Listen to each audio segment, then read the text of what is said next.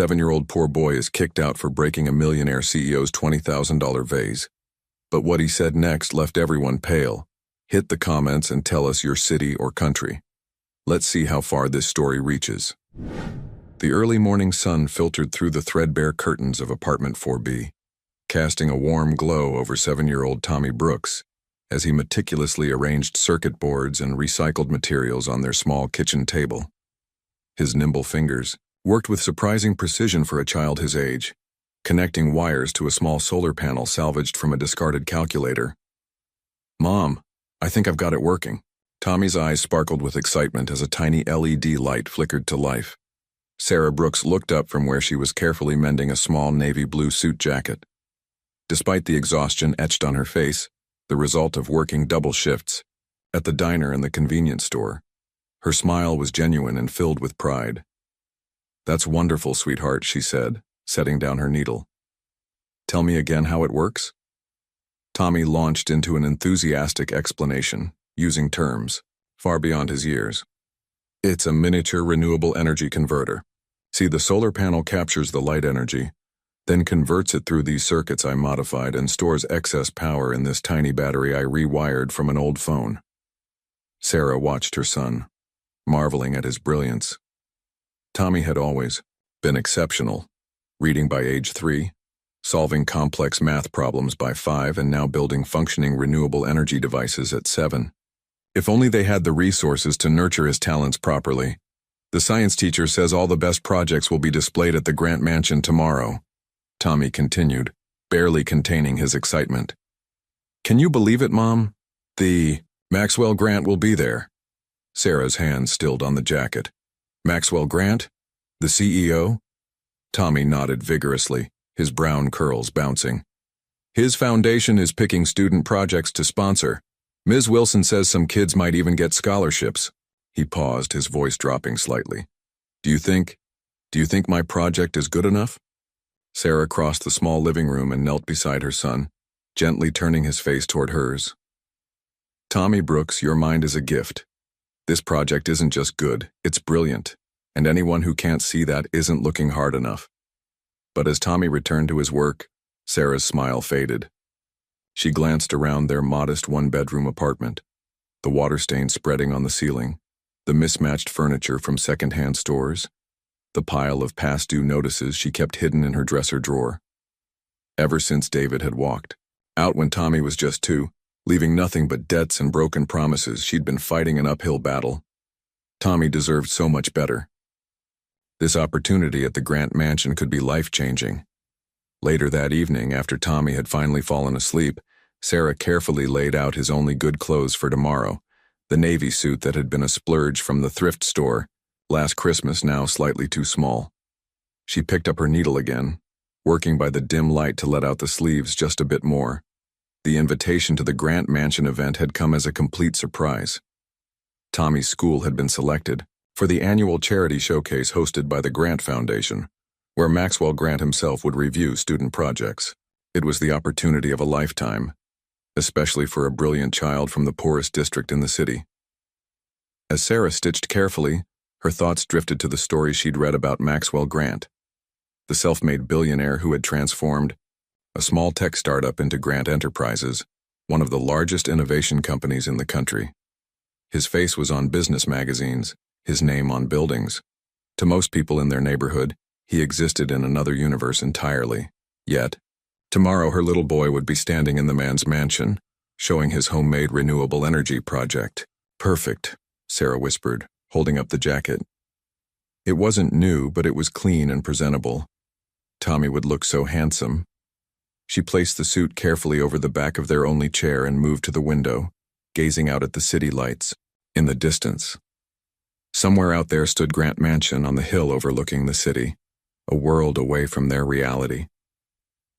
"Please," she whispered to no one in particular, "just give him a chance to shine." In his small bed in the corner of the room, Tommy clutched his renewable energy prototype to his chest, too excited to fully sleep, dreaming of tomorrow and the moment when Maxwell Grant would see his creation and recognize what Sarah had always known, that this small boy from apartment 4B was destined for greatness.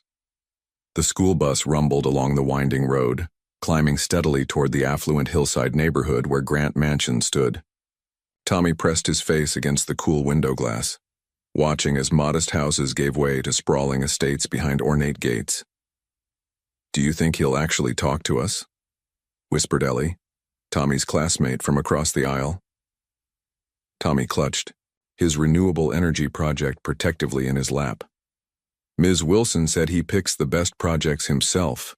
His heart fluttered with a mixture of excitement and nervousness. This morning, when his mother had helped him put on his carefully mended suit, she'd looked at him with such pride that it made his chest ache. "You look so handsome," she'd said, smoothing his unruly curls. "Just like your father when I first met him." It was rare for her to mention his father. Tommy knew only that he'd left when Tommy was 2, vanished without explanation, leaving them to fend for themselves.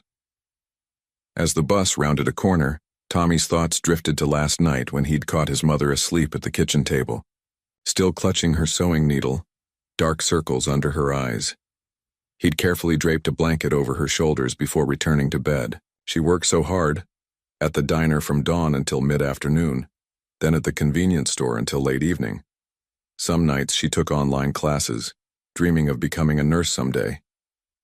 "I'm going to help her," Tommy whispered to himself, tightening his grip on his project. "If Mr. Grant picks my invention, everything will change." His daydream unfurled like a movie. Maxwell Grant, impressed by Tommy's ingenuity, offering a generous grant. Tommy using the money to move his mother into a better apartment, somewhere she wouldn't have to work 2 jobs just to keep the lights on. Perhaps she could even finish her nursing classes. "Look!" someone shouted, jolting Tommy from his reverie. There it is. The bus had turned onto a private drive flanked by perfectly manicured hedges. At the end of the long driveway stood Grant Mansion, a modern architectural marvel of glass, stone, and steel that seemed to rise organically from the hillside. Massive windows reflected the morning sunlight, giving the impression that the entire structure was glowing. Tommy's mouth fell open. He'd seen pictures of the mansion in magazines, but nothing compared to seeing it in person. It was larger than his entire apartment building. "Remember, children," Ms. Wilson called from the front of the bus, her voice tight with nervous excitement. "Best behavior today. This is a tremendous opportunity for our school."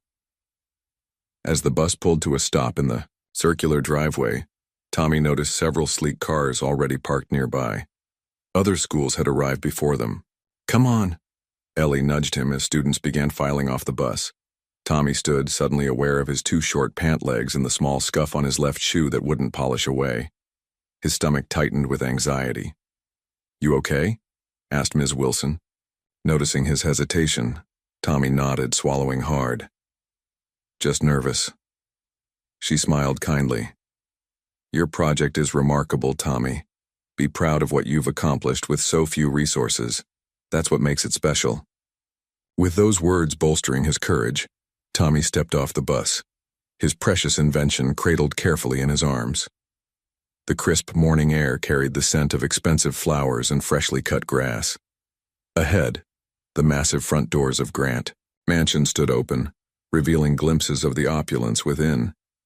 Tommy took a deep breath, thinking of his mother's tired smile and unwavering belief in him.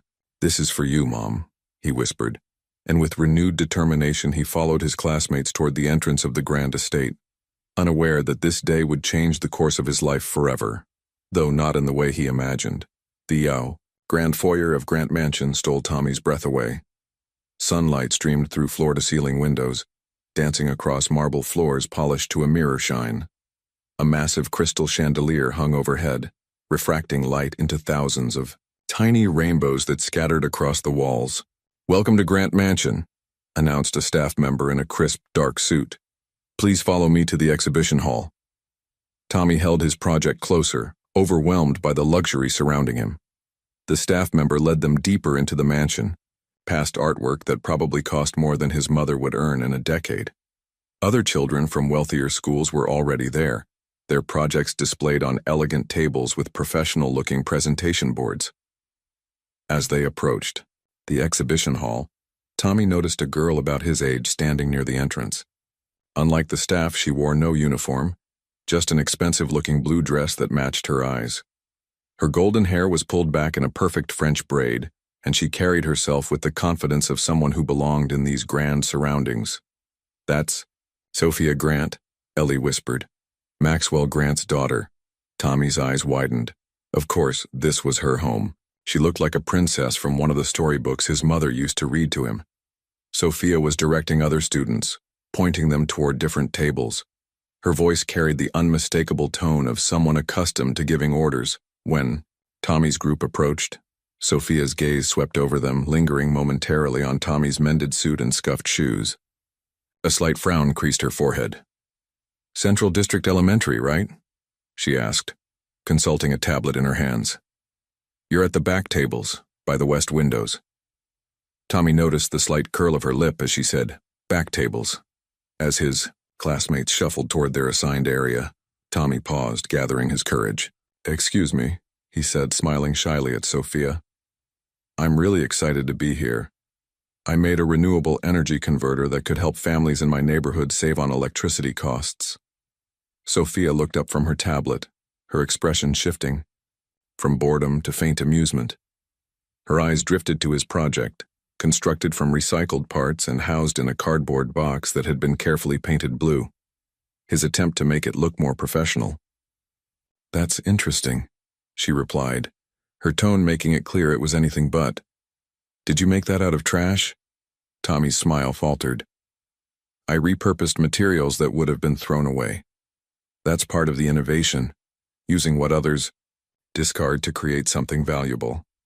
A group of children from another school had gathered nearby, wearing matching blazers with embroidered crests. They snickered at Sophia's comment, and one boy whispered something that made the others laugh harder. Sophia glanced at them, then back at Tommy. Her voice rose just enough to ensure the others could hear. "You really think you have a chance here? My father doesn't fund science projects made from garbage." The words hit Tommy like a physical blow. Heat rushed to his face as the other children's laughter grew louder. "It's not garbage," he said quietly, feeling his throat tighten. "It's innovation."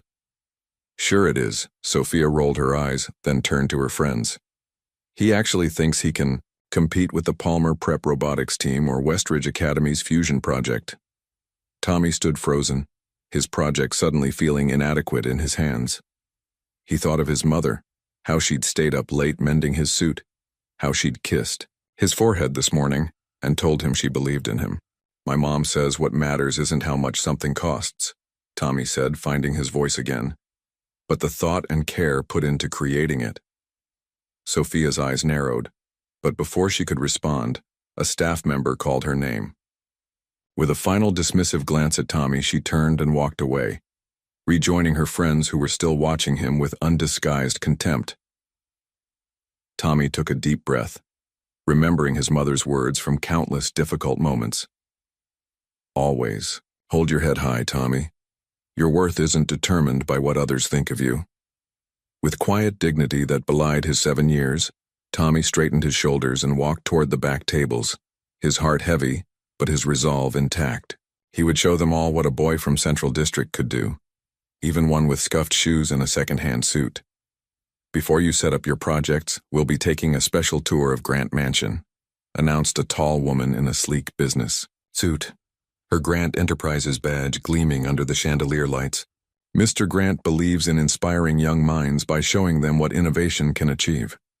Tommy placed his project carefully on his assigned table before joining his classmates. Despite Sophia's cutting remarks, his curiosity about the legendary mansion overshadowed his hurt feelings. The tour began in the mansion's east wing, where floor-to-ceiling windows offered breathtaking views of the city below. Tommy could almost see his neighborhood from here, the buildings looking like tiny models from this height. The Grant Mansion was designed by renowned architect Julian Chen, their guide explained, leading them through rooms larger than Tommy's entire apartment. It features smart home technology developed by Grant Enterprises, controlling everything from temperature to security with voice commands.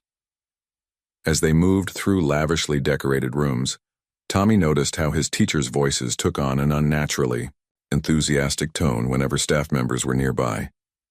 Ms. Wilson, normally calm and measured, now laughed too loudly at their guide's mild jokes and repeatedly mentioned how honored their underprivileged school was to be included. The tour continued. Downstairs, where the true wonders began. "This is the heart of innovation at Grant Mansion," their guide announced as they entered a vast underground laboratory, where Mr. Grant's visionaries developed technologies that will shape tomorrow. Tommy's eyes widened in wonder. The laboratory was like something from a science fiction movie. Researchers in white coats working at sleek computer stations, holographic displays projecting 3D models, and glass-walled testing chambers housing prototypes of gadgets Tommy couldn't even identify. "Is this where Mr. Grant works?" Tommy asked, unable to contain his curiosity. The guide smiled indulgently. "Mr. Grant oversees operations from his private offices upstairs, but he visits the labs regularly to inspire his teams."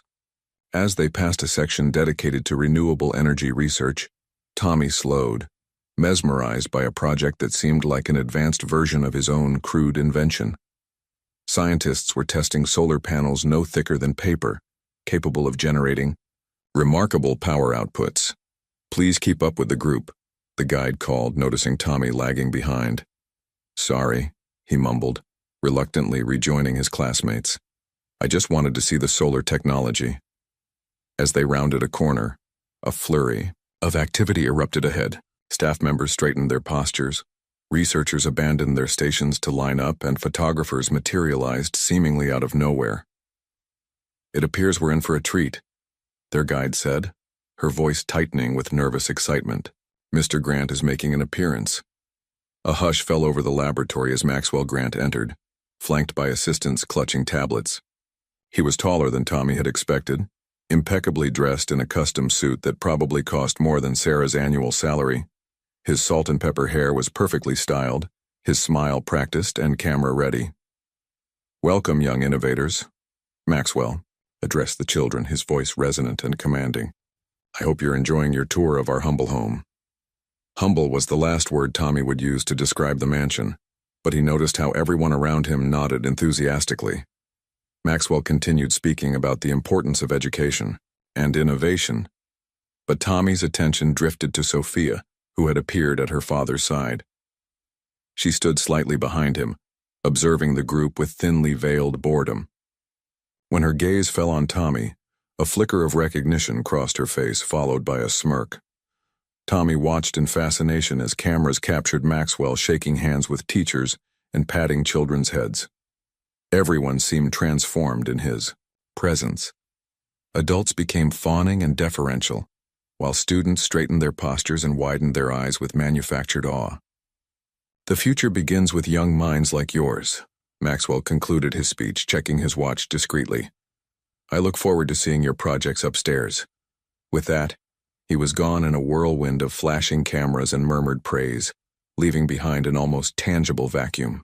Sophia lingered a moment longer, her gaze sweeping dismissively over the charity cases before following her father. As they were led back upstairs toward the exhibition hall, Tommy couldn't help but wonder if Maxwell Grant would really look at their projects or if this was all for show, a performance of philanthropy carefully documented for the press. Either way, he was determined to make his mother proud. Back in the grand exhibition hall, students rushed to put final touches on their projects before judging began. The massive room, once a ballroom according to their guide, now resembled a high-end science fair. Professionally printed banners hung from elaborate display stands at the tables of prestigious private schools, while Tommy and his classmates made do with handwritten posters and cardboard backdrops. Tommy carefully positioned his renewable energy converter on the table, arranging the small LED lights to demonstrate how his creation captured and stored energy. Despite its humble appearance, he knew his project worked and worked well. The science behind it was sound, even if the materials were salvaged. "You have 30 minutes before Mr. Grant begins his evaluations," announced one of the staff members. "Make sure your presentations are ready." Nervous energy filled the room as students made last-minute adjustments. Tommy noticed a group from Westridge Academy testing their fusion reactor model with confident smiles. Their project was housed in a gleaming metal case with digital displays and professional labels. "Don't let it intimidate you," Ms. Wilson said, appearing at Tommy's side. "Your project shows remarkable ingenuity, especially considering the resources you had." Tommy nodded, trying to focus on his teacher's encouragement rather than the growing knot in his stomach. He connected the final wire and smiled as all 5 LED lights illuminated simultaneously. "It works!" he exclaimed. "Of course it does," Ms. Wilson said with a genuine smile. "Now practice your explanation one more time." As Tommy rehearsed his presentation, he couldn't help but notice Sophia leading her father around the room, starting with the projects from the wealthiest schools. Maxwell Grant nodded approvingly at each display, occasionally asking questions while photographers captured every interaction. The minutes ticked by agonizingly slowly as Tommy waited for his turn. Finally, the Grant entourage began making its way toward the back tables where Central District Elementary was stationed. Tommy's heart pounded against his ribs. This was his moment, the chance to show Maxwell Grant what he could do, to potentially change his and his mother's lives forever. As the group approached, Tommy noticed Maxwell, checking his watch with increasing frequency. Would he even take the time to understand Tommy's project, or would he simply nod politely and move on? "And what do we have here?" Maxwell asked, his attention finally turning to Tommy's table. "Sir, I made a renewable energy converter," Tommy began, his voice initially faltering before finding strength. "It captures solar energy and stores it efficiently using components I salvaged and modified." Maxwell raised an eyebrow, looking genuinely surprised. "You built this yourself?" "Yes, sir. The circuit design allows for..." As Tommy reached to demonstrate how the energy flowed through his modified pathways, his elbow knocked against a small remote he'd placed on the table. He fumbled to catch it, taking a step backward without looking. His heel caught on something, and Tommy felt himself stumbling. Trying to regain his balance, he reached out blindly, his hand grasping at air before connecting with something solid. A pedestal he hadn't noticed before. Time seemed to slow as Tommy watched in horror as the pedestal wobbled. Atop it sat a face of deep cobalt blue with intricate white patterns, clearly ancient and undoubtedly valuable. "No," Tommy gasped, lunging forward. His fingers brushed the vase's smooth surface, almost grasping it, but physics was unforgiving. The vase tumbled through the air, spinning once before connecting with the marble floor. The sound of shattering porcelain silenced the entire hall. Priceless ceramic fragments skittered across the polished floor like blue snowflakes. For a terrible moment, no one moved or spoke. Tommy stood frozen, his hand still outstretched, his face a mask of pure horror. Then Maxwell Grant's voice cut through the silence, cold as ice and sharp as the ceramic shards at their feet. "Do you have any idea what you've just done?" Tommy looked up into the man's face, now contorted with fury, and felt his world collapse around him. "That," Maxwell hissed, "was a Ming Dynasty vase, worth $20,000. Behind her father, Sophia's eyes widened in shock, then narrowed with something that looked disturbingly like satisfaction. "Security!" Maxwell Grant's voice thundered through the exhibition hall. "Remove this child immediately." Tommy stood paralyzed, his gaze fixed on the shattered remains of the Ming vase. Each blue shard reflected the overhead lights, creating a constellation of his mistake across the marble floor. I'm sorry," Tommy stammered, his voice barely audible. "It was an accident." Maxwell's face had turned an alarming shade of red. "An accident? You've destroyed a priceless artifact." He turned to Ms. Wilson, who had rushed to Tommy's side. "Is this how you supervise your students? Who's responsible for this? Mr. Grant," Ms. Wilson began, her voice trembling. "Tommy is one of our brightest students. It truly was an accident." A security guard in a dark suit appeared, moving with practiced efficiency through the crowd of stunned onlookers. "Your school could never afford to compensate for this loss," Maxwell continued, addressing Ms. Wilson but glaring at Tommy. This face was over 300 years old. The guard reached Tommy and placed a firm hand on his shoulder. "Come with me, son. Tommy looked desperately toward his teacher, hoping for intervention, but Ms. Wilson had gone pale, clearly intimidated by Maxwell's authority and wealth. The other teachers from Central District stood back, eyes averted, unwilling to challenge the man whose foundation funded critical programs at their struggling school. "Please, Mr. Grant," Tommy tried again, his voice breaking. "I can work to pay for it. I can pay for it," Maxwell scoffed. "With what? Your little science project made of trash? Do you have any concept of value?" Each word struck Tommy like a physical blow. He felt tears welling in his eyes but fought them back, remembering his mother's daily reminder about facing difficulties with dignity. Sophia stood slightly behind her father, a small smile playing at the corners of her mouth. When she caught Tommy looking at her, she raised an eyebrow as if to say, "I told you so."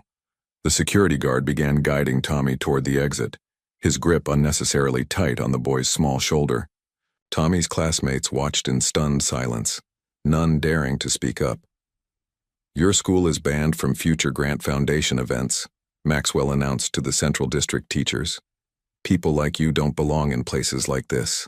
The words hung in the air, their true meaning unmistakable to everyone present.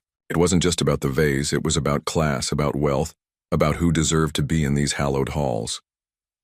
As Tommy was led through the grand foyer, past displays of wealth that now seemed to mock his very existence, he heard the murmurs of the other children, a mixture of pity and poorly concealed schadenfreude. "I knew those charity cases would cause trouble," someone whispered. Tommy kept his head up, though each step felt heavier than the last. They passed through the enormous front doors, down the sweeping stairs, and across the circular driveway.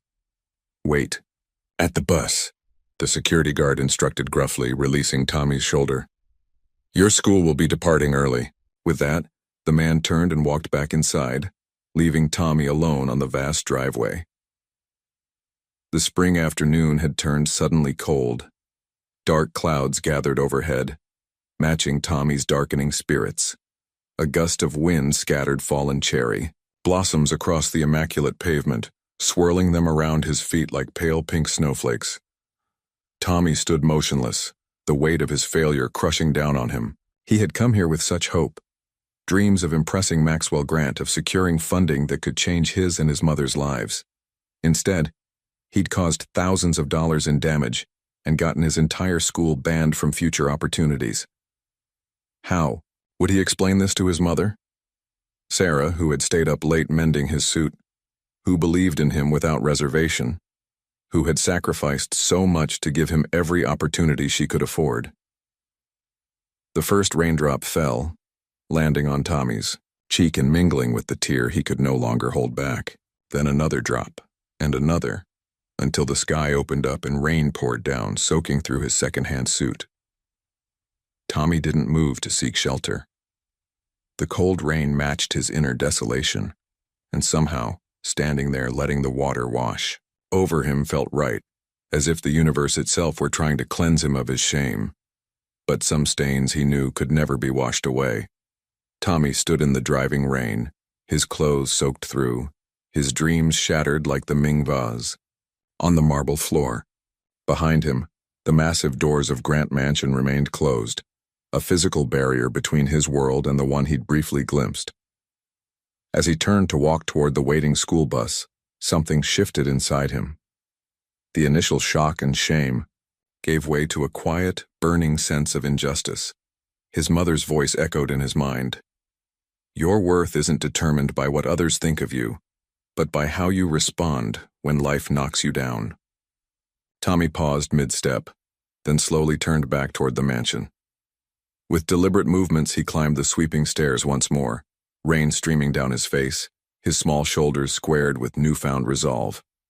Inside, Maxwell Grant was still berating the Central District teachers, photographers having discreetly withdrawn to avoid capturing his rage. Sophia stood with her friends, whispering and occasionally glancing at the shattered vase where staff members carefully collected each precious fragment. Tommy pushed open one of the heavy doors, the sound causing heads to turn. Water dripped from his clothes onto the immaculate floor as he walked back into the foyer, leaving small puddles in his wake.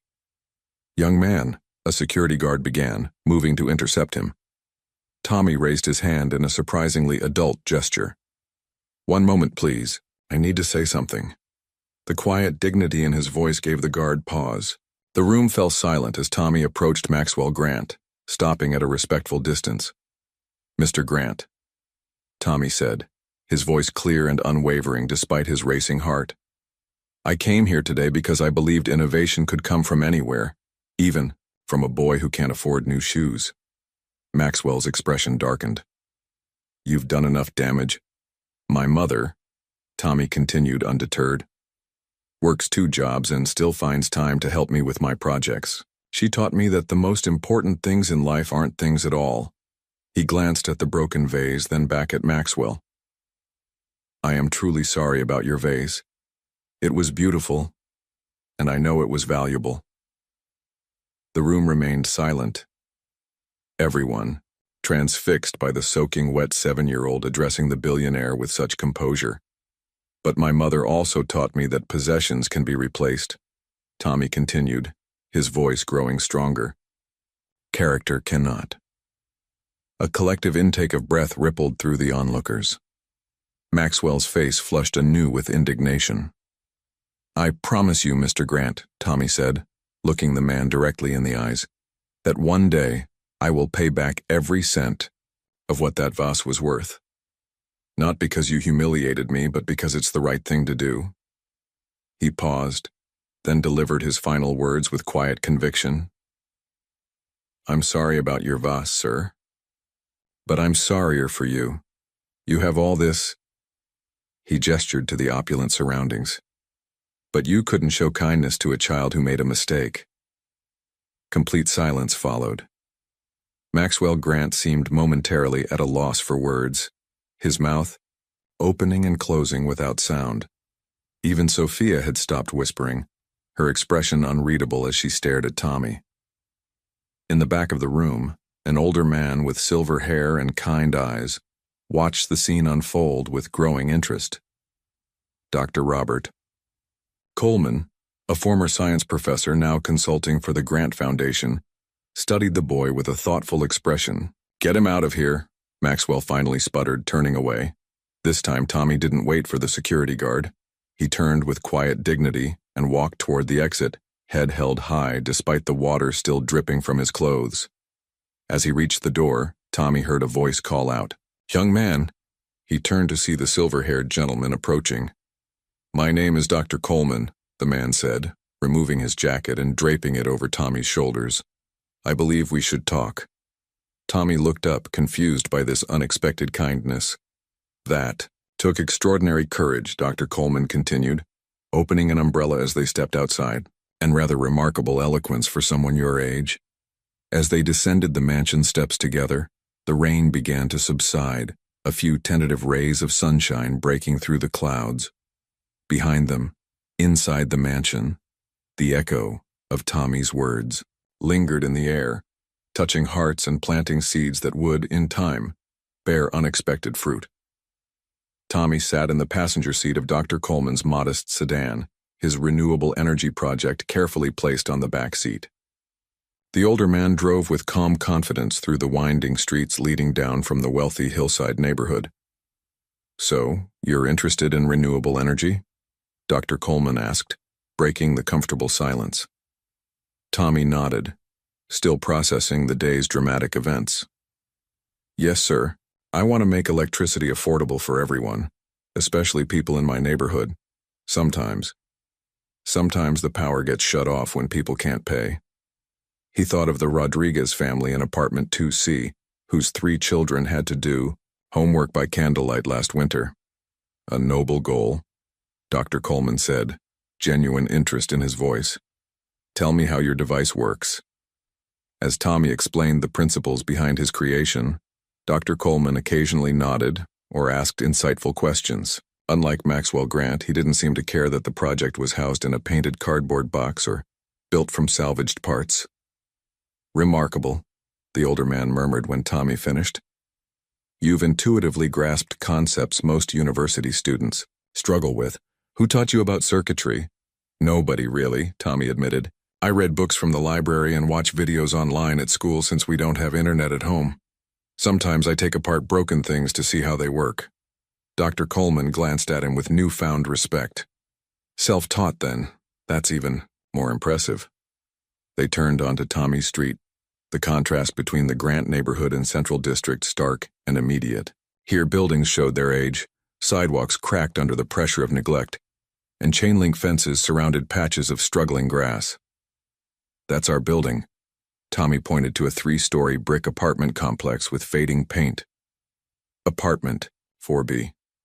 As Dr. Coleman parked, Tommy's anxiety returned.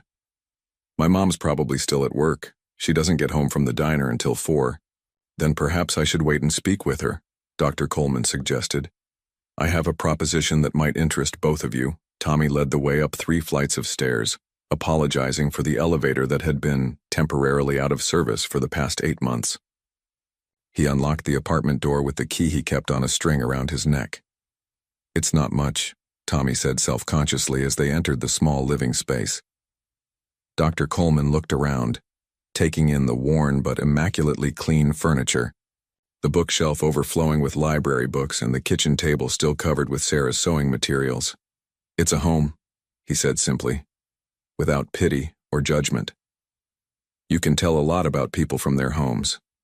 Yours speaks of hard work, education, and love. Tommy relaxed slightly at these words, offering Dr. Coleman a glass of water before carefully putting away his mother's sewing kit. May I ask why you were at the Grant mansion today? Tommy asked as they sat at the kitchen table. You don't seem like the other people there. Dr. Coleman smiled. Perceptive of you. I used to be a professor of applied sciences at State University. Now I consult for the Grant Foundation's educational initiatives, though after today I'm reconsidering that arrangement. He took a sip of water. Maxwell wasn't always like that, you know. Success changed him, I'm afraid. At that moment, they heard keys in the door. Sarah Brooks entered, still wearing her diner uniform, exhaustion evident in her face until she saw Tommy. You're home early, she began with a smile that quickly faded when she noticed the unfamiliar man at her kitchen table. What's happened? Is everything all right? Tommy rushed to her side. Mom, this is Dr. Coleman. He brought me home from the Grant mansion. Sarah's concerned gaze moved between her son and the visitor. Why? What happened to the school bus? Over the next few minutes, Tommy explained the day's events, his voice faltering when he described breaking the vase but strengthening again as he recounted his return to speak his piece. Sarah listened with growing dismay, then pride as her son described standing up for himself. When he finished, she turned to Dr. Coleman. I'm grateful you brought him home, but I'm still not clear on why. Mrs. Brooks, Dr. Coleman began, your son demonstrated extraordinary character today, not to mention remarkable scientific aptitude. I'd like to invite you both to dinner this weekend at my home. My wife Janet and I would be honored to have you. He pulled out a business card. I believe I may be able to offer some guidance for Tommy's scientific interests, if you're amenable, of course. Sarah looked at the card, then at her son's hopeful face. What had begun as a day of disaster seemed to be taking an unexpected turn. We'd be delighted, she said finally, extending her hand to Dr. Coleman. And please call me Sarah. 3 years passed like turning pages in a well-loved book. Tommy, now 10 years old, sat at the Coleman's kitchen table, his fingers flying, over a set of technical drawings. His face, losing its childish roundness, was set in concentration as he made precise adjustments to his design. The efficiency could be improved if we reconfigure the collection panel, he muttered, more to himself than to Dr. Coleman, who sat across from him nursing a cup of tea. Perhaps, Robert agreed, leaning forward to examine Tommy's work. But consider the cost implications for mass production. Innovation isn't just about what works best. It's about what works best at a price point accessible to those who need it most. This had become their routine over the past 3 years. What began as occasional dinner invitations had evolved into regular weekend sessions at the Coleman's comfortable suburban home. Robert mentored Tommy in physics and engineering, while Janet, a retired chef, taught him culinary skills, both practical education and creative outlet. Today, they were refining Tommy's expanded renewable energy project, no longer housed in a cardboard box, but now a sophisticated prototype that could potentially provide affordable electricity to communities like Tommy's neighborhood. "Look who made cinnamon rolls," Janet announced, entering with a plate of freshly baked pastries. At 70, she moved more slowly than she once did, but her kitchen remained her domain. Tommy's face lit up. "Thanks, Janet, they smell amazing." "The secret is in the proofing time," she winked, setting down the plate. "Something your mother mastered quickly." Indeed, Sarah had found an unexpected friend in Janet. Despite their different backgrounds, Janet, the retired chef who had worked in five-star restaurants, Sarah, the diner waitress still taking night classes, they had formed a genuine bond. Janet had even helped Sarah secure a better-paying hostess position at an upscale restaurant owned by a former colleague, allowing her to quit the convenience store job and spend more time on her nursing studies. "Speaking of Mom," Tommy said, checking his watch, "she should be here soon. Her class ended at noon." As if on cue, the doorbell rang. Janet returned moments later with Sarah, who was clutching a newspaper with an excited expression. "Have you seen this?" she asked, spreading the business section on the table. Grant Enterprises stock fell another 12% yesterday. The headline read, "Grant Enterprises continues downward spiral. Innovation drought raises questions about leadership." Robert adjusted his reading glasses. "Maxwell's been making questionable decisions for years. The board's finally taking notice. The article mentions they've had no significant new products in 18 months, Sarah noted, and their renewable energy division is hemorrhaging talent to competitors." Tommy studied the article with unexpected intensity.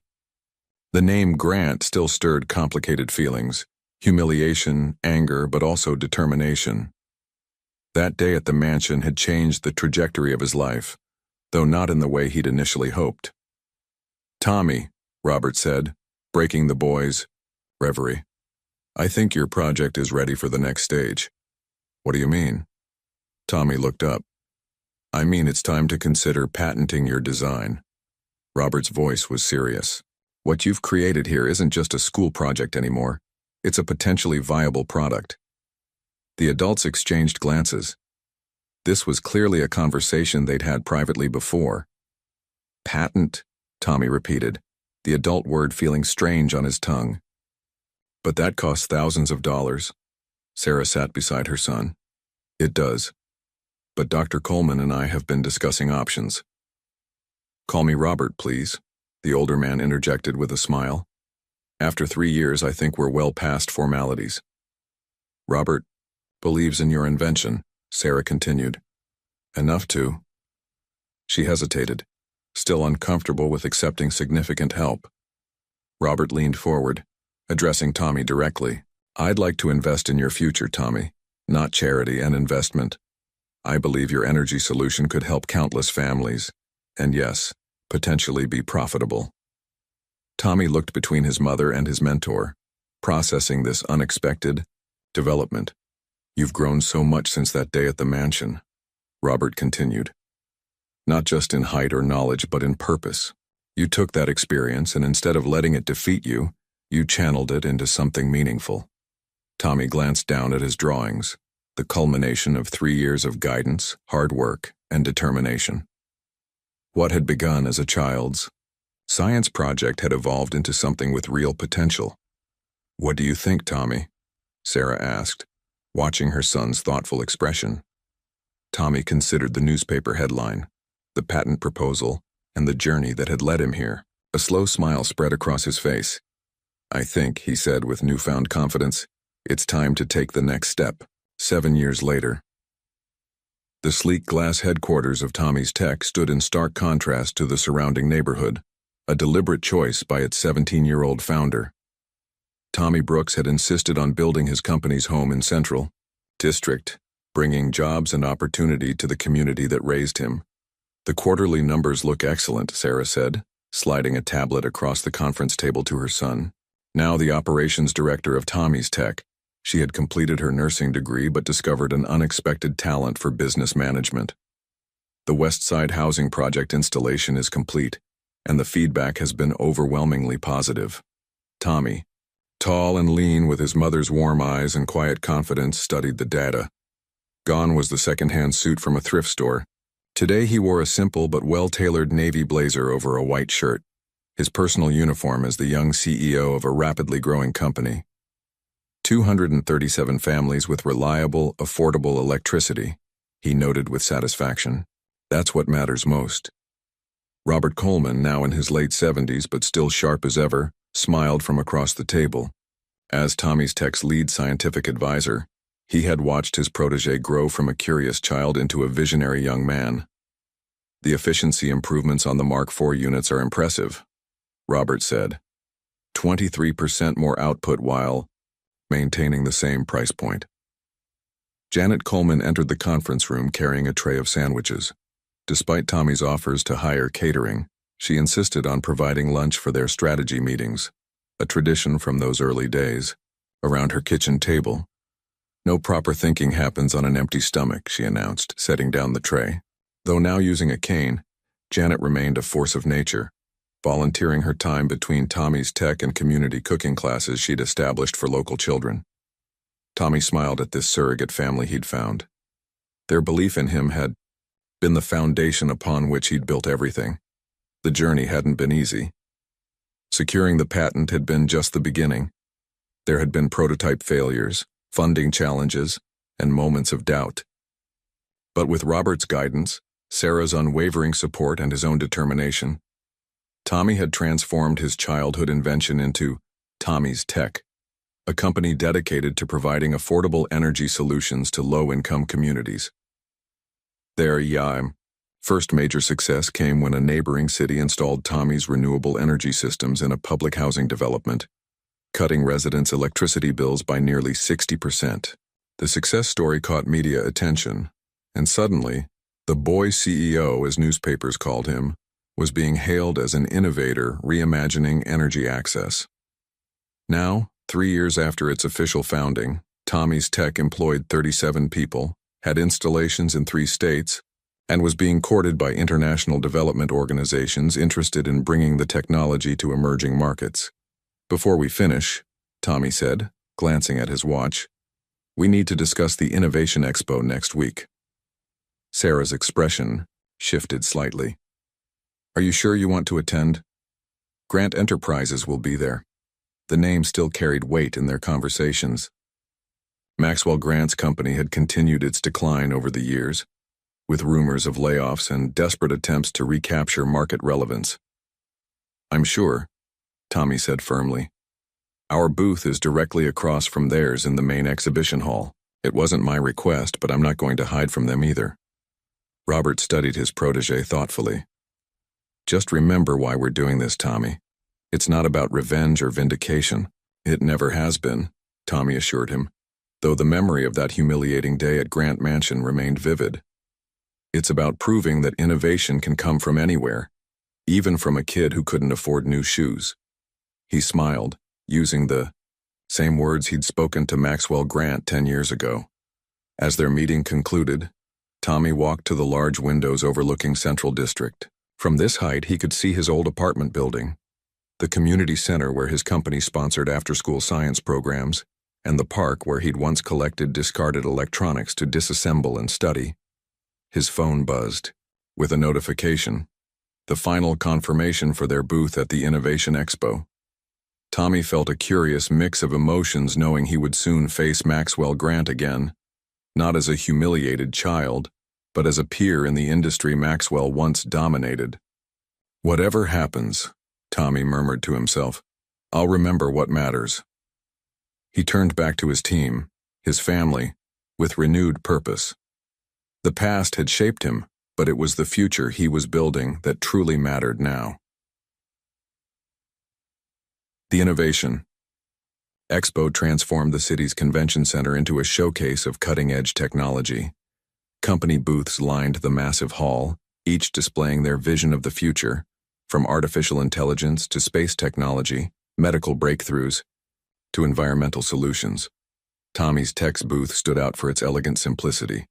Rather than flashy displays, they featured working models of their renewable energy systems, alongside before and after testimonials from families whose lives had been changed by affordable electricity. A large screen showed real-time data from their community installations across the country. "We've had representatives from 3 municipal governments request meetings," Sarah reported, checking her tablet. "And that venture capital firm from San Francisco wants to discuss international expansion." Tommy nodded, adjusting the small prototype on display.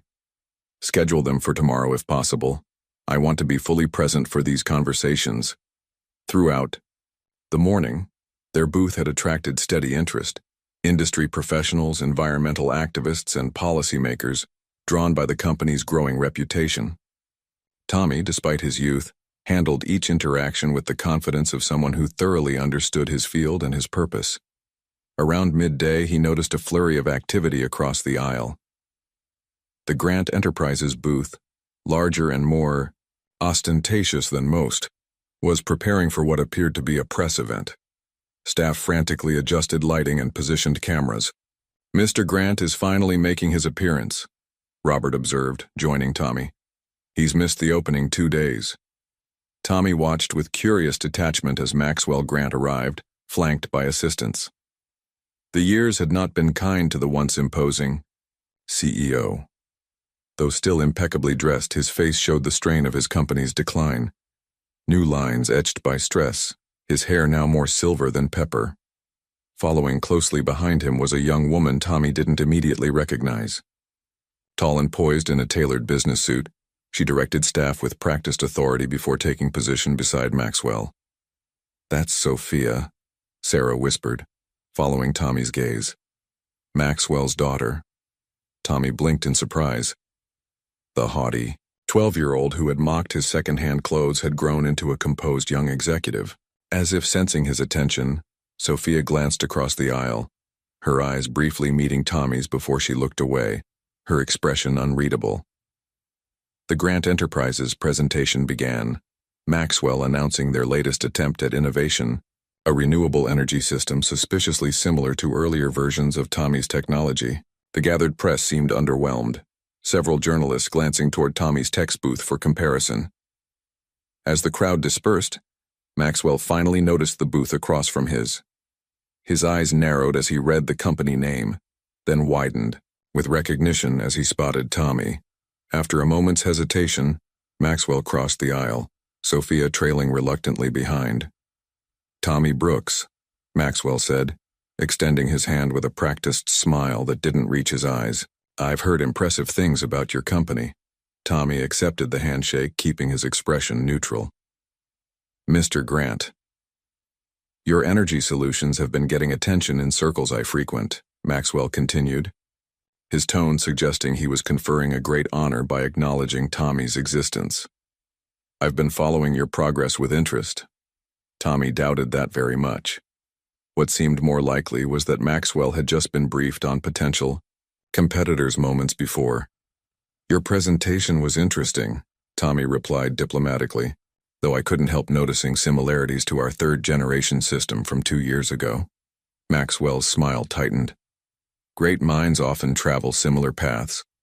Or some minds follow the paths others have already cleared," Robert interjected, mildly joining the conversation. Maxwell's gaze flicked to Robert with a flash of recognition, then back to Tommy. "We should discuss potential collaboration. Grant Enterprises' resources combined with your grassroots approach could be mutually beneficial." The subtext was clear. Maxwell was offering to absorb Tommy's company, to purchase the innovation he couldn't outcompete. "That's a generous offer," Tommy replied, his voice level. "But Tommy's tech isn't for sale. Our mission is too important to compromise." Maxwell's facade of geniality slipped momentarily. "Everyone has a price." Tommy smiled, genuinely this time. "That's where you're wrong, Mr. Grant. Some things aren't for sale at any price." Before Maxwell could respond, one of his assistants urgently summoned him back to their booth where a potential investor was waiting. As Maxwell turned to leave, Sophia lingered, her eyes studying Tommy with an intensity that suggested she was seeing him, truly seeing him, for the first time. "Congratulations on your success," she said quietly, then followed her father, leaving Tommy to wonder how much of the girl who had mocked him remained in the woman she had become. 2 months after the Innovation Expo, Tommy sat in his office, reviewing expansion plans when Sarah entered with an unusual expression on her face. "You need to see this," she said, placing a newspaper on his desk. The business section headline leapt out immediately. "Grant Mansion to be auctioned. Grant Enterprises. Bankruptcy proceedings begin." Tommy read the article with growing astonishment. Grant Enterprises had filed for bankruptcy protection after years of declining revenues, failed product launches, and mounting debt. As part of the proceedings, Maxwell Grant's personal assets, including the iconic Grant Mansion, would be auctioned to satisfy creditors. "It's hard to believe," Tommy said, leaning back in his chair. "That mansion seemed like the epicenter of power when I was 7. Sarah studied her son's face. "How does it make you feel?" Tommy considered the question carefully. "Not satisfaction, if that's what you're wondering. No one deserves to lose everything they've built." The phone rang, Robert calling from his home office after seeing the same news. "Have you heard?" the older man asked without preamble. "Just reading it now," Tommy confirmed. "Seems surreal." "There's something you should know," Robert said, his voice taking on a serious tone. "Something I discovered years ago but never had concrete proof of until recently." Tommy straightened in his chair, putting the call on speaker so Sarah could hear. "After the vase incident," Robert continued, "I remained at the Grant Foundation for several months. During that time, I noticed unusual activity in the R&D department. They were suddenly developing renewable energy concepts remarkably similar to the project you'd brought that day." Tommy and Sarah exchanged shocked glances. "Are you saying—" "I believe someone at Grant Enterprises, possibly Maxwell himself, attempted to replicate your childhood invention after you left it behind during the commotion." Tommy remembered his project, abandoned on the table in the chaos following the vase breaking. He'd been so devastated he hadn't even thought to retrieve it. "They tried to steal a child's idea?" Sarah's voice was incredulous. "I suspected as much," Robert confirmed, "but could never prove it. Their prototypes failed because they didn't understand the fundamental principles you'd intuitively grasped. But the attempt was there." Tommy absorbed this revelation, connecting it to Maxwell's strange interest in collaboration at the expo. "There's more," Robert added. "The auction listing includes contents of the mansion, which would include all corporate archives stored there. If you were to acquire those, I'd have proof." Tommy finished the thought. A complex mix of emotions washed over him, not vindictiveness or triumph, but a sense that something incomplete might finally find resolution. After ending the call, Tommy sat in silence for several minutes. "What are you thinking?"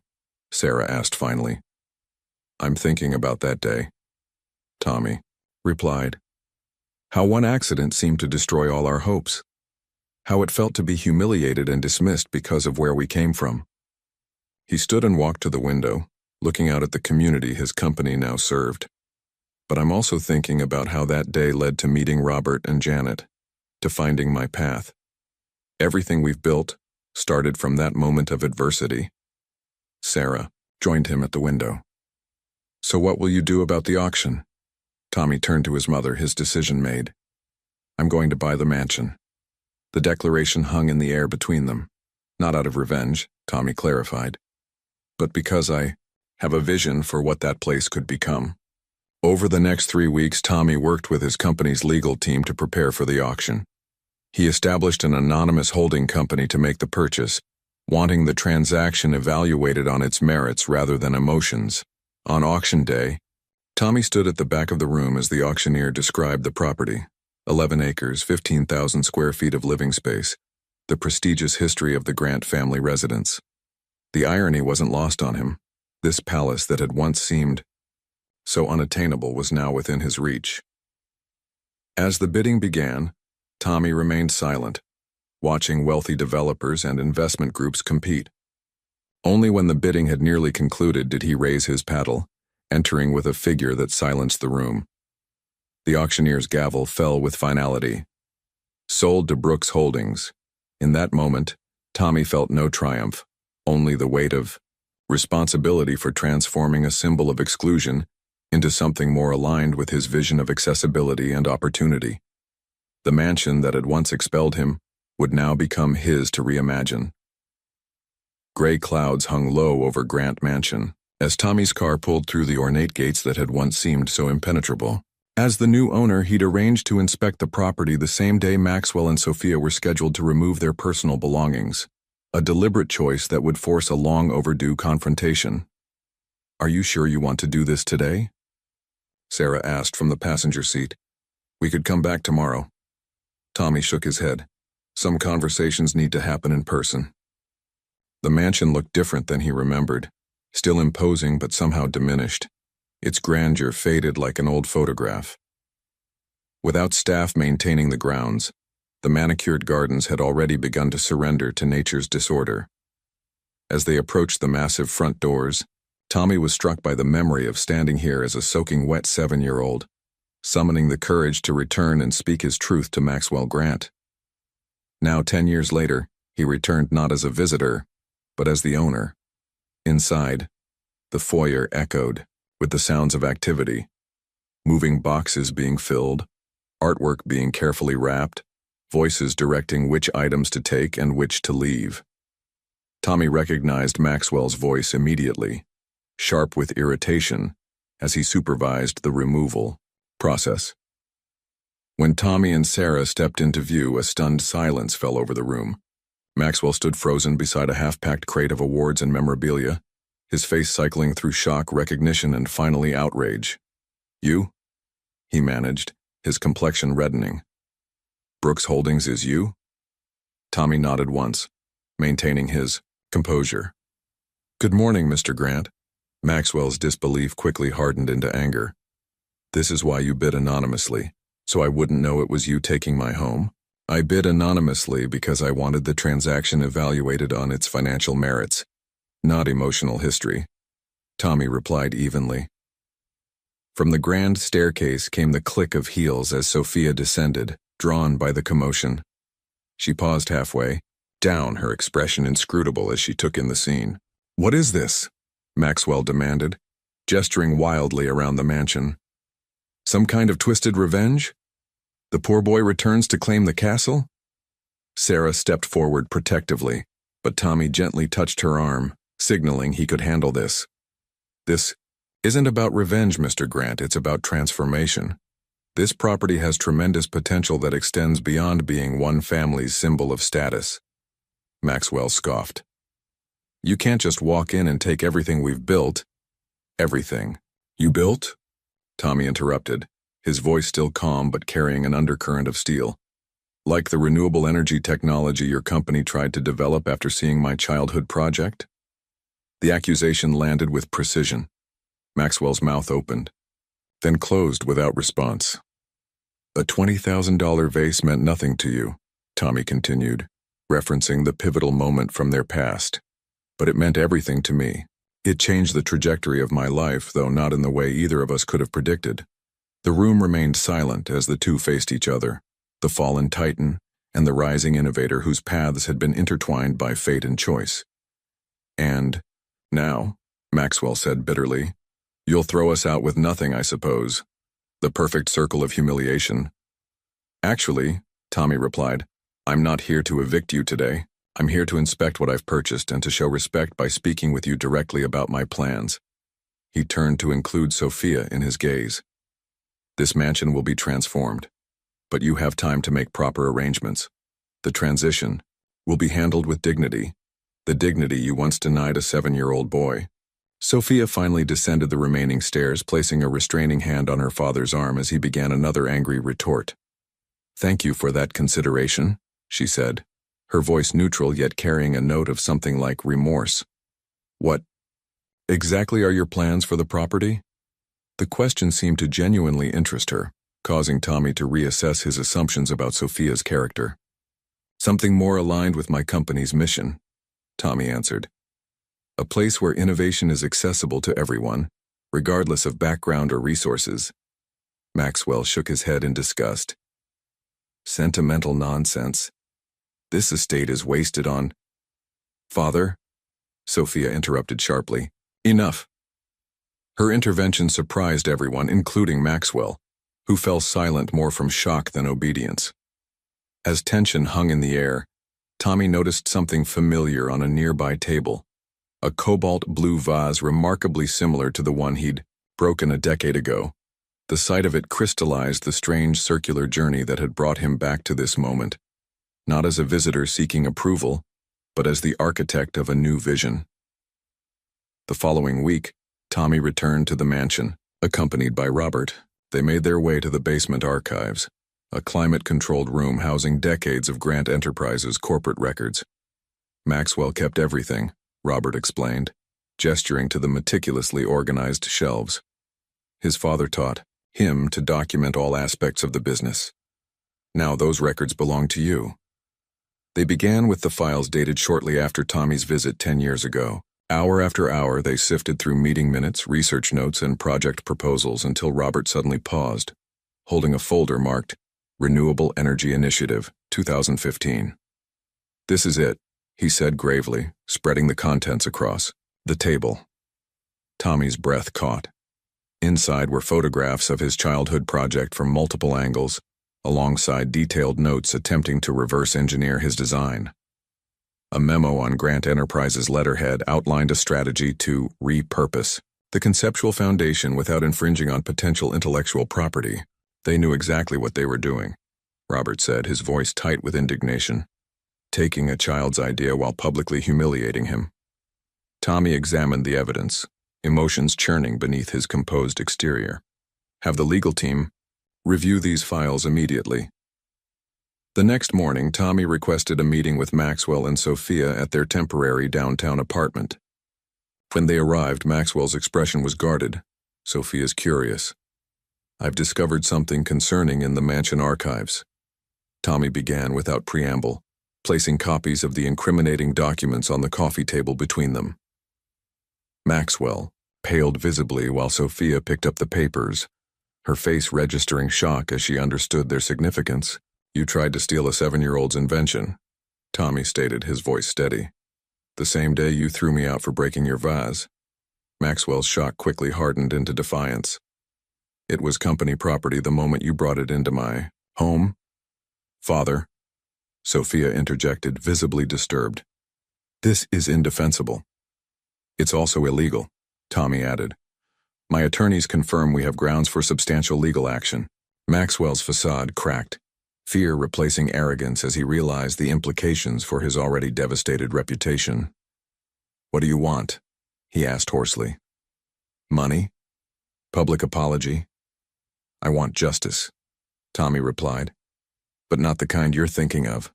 He outlined his proposal. Instead of a lawsuit, Maxwell and Sophia would contribute their expertise to a mentorship program for underprivileged youth, to be housed in the renovated mansion. Additionally, Maxwell would publicly acknowledge his company's ethical lapse. You're not just asking for an apology, Maxwell said incredulously. You want me to work for you. Not for me, Tommy corrected. For the children who deserve the opportunity I almost lost because of your actions. Maxwell began to protest, but Sophia interrupted him. I'll do it, she said firmly. With or without you, Father. Her unexpected declaration hung in the air, a clear break from the pattern of following her father's lead. Tommy studied her with newfound respect, sensing a genuine desire for atonement in her steady gaze. Why? Maxwell demanded, turning to his daughter. Because, Sophia replied, looking not at her father but at Tommy. Some things are worth more than pride. Chapter 15. The Transformation. 1 year later, a crisp autumn breeze carried the sound of children's voices across the grounds of what was once Grant Mansion, now called the Brooks Innovation Center. The property had undergone a remarkable transformation. The imposing gates that once symbolized exclusivity stood permanently open. The manicured gardens had been partially converted into community vegetable plots and outdoor classroom spaces. Inside, former ballrooms housed interactive science exhibits, while the basement laboratories, once restricted to elite researchers, buzzed with young inventors from every neighborhood in the city. Tommy, now 18 and recently accepted to State University's engineering program, stood in the grand foyer welcoming a new group of elementary school students from Central District, his old school. "Welcome to the Innovation Center," he greeted them with a warm smile. "Here, we believe that great ideas can come from anyone, anywhere." The children gazed around in wonder at the space that had been reimagined for them. Walls now covered with colorful murals depicting scientific principles, display cases showcasing inventions by previous young participants, and interactive stations where they could experiment with concepts like renewable energy, robotics, and sustainable architecture. In the center's kitchen, Sarah Brooks supervised a nutrition program she had developed, teaching children to prepare healthy meals using vegetables grown in the center's gardens. She incorporated recipes from her own days of stretching ingredients to feed Tommy on a tight budget, transformed into lessons about sustainability and resourcefulness. "Today's special guest is Miss Sophia," Sarah told the excited children as they donned small aprons. "She's going to help us prepare lunch for everyone." Sophia Grant, who had surprised everyone with her dedication to the center over the past year, entered carrying baskets of fresh produce. After breaking ties with her father, she had discovered a genuine passion for educational outreach, now serving as the center's program director. "These tomatoes came from our own garden," she explained to the children, her former haughtiness replaced by authentic engagement. "Who wants to learn how to make fresh pasta sauce?" In the main laboratory, Robert and Janet Coleman worked with older students on more advanced projects. Though both in their 80s now, they remained vital contributors, Robert guiding scientific exploration while Janet brought creativity to problem-solving approaches. By mid-afternoon, all groups gathered in what had once been Maxwell's formal dining room, now a bright communal space where students shared meals and ideas. Tommy watched with quiet satisfaction as children from diverse backgrounds animated the once sterile mansion with laughter and curiosity. As the day's program concluded, Tommy noticed a small boy lingering by one of the renewable energy displays. Something about the child's intense concentration reminded Tommy of himself: the worn but clean clothing, the scuffed shoes, the spark of intelligence in eyes too serious for someone so young. "Interested in energy systems?" Tommy asked, approaching the boy. The child nodded shyly. "I think I could make it work better if the circuit was configured differently." Tommy smiled at the familiar determination. "Show me what you're thinking." As the boy explained his idea with growing confidence, Tommy found himself completing a circle that had begun a decade earlier, with a broken vase and shattered dreams. Later, as the center quieted for the evening, Tommy walked the grounds with Sophia, their unlikely friendship having developed through shared purpose. "I heard from my father yesterday," she said quietly. "He's finally agreed to speak at next month's Ethics and Business Symposium." Tommy nodded, appreciating the significance of Maxwell's gradual, reluctant steps toward redemption. The man would likely never fully embrace the center's mission, but his acknowledgement of past wrongdoing represented its own form of transformation. "Do you ever regret it?" Sophia asked suddenly. "Not pursuing legal action against him? Against us? You could have demanded millions in damages." Tommy considered the question as they paused by a bench overlooking the city lights below, the same view that had once made him feel small and insignificant. "What would justice measured in dollars have accomplished?" he replied finally. "This," he gestured to the vibrant center around them. "This is the justice that matters. Creating opportunity from exclusion. Building bridges where there were walls." He thought of the small boy he'd met today, and thousands like him who might never have crossed the mansion's threshold under its previous owner. "My mother always told me that possessions can be replaced," Tommy said, echoing the words he'd spoken as a child in this very place. "But character remains forever. The legacy we're building here will outlast any fortune or legal victory." As twilight deepened into evening, the lights of the Innovation Center glowed like a beacon on the hillside, no longer a monument to one man's wealth, but a testament to the power of transformation, second chances, and the enduring human capacity to turn adversity into opportunity. For Tommy Brooks, the circle was complete. The journey that began with a broken vase had led to something far more valuable than anything that could be displayed on a pedestal, a broken barrier between privilege and potential, and the promise of New beginnings for countless children who, like him, needed only an open door to change their worlds.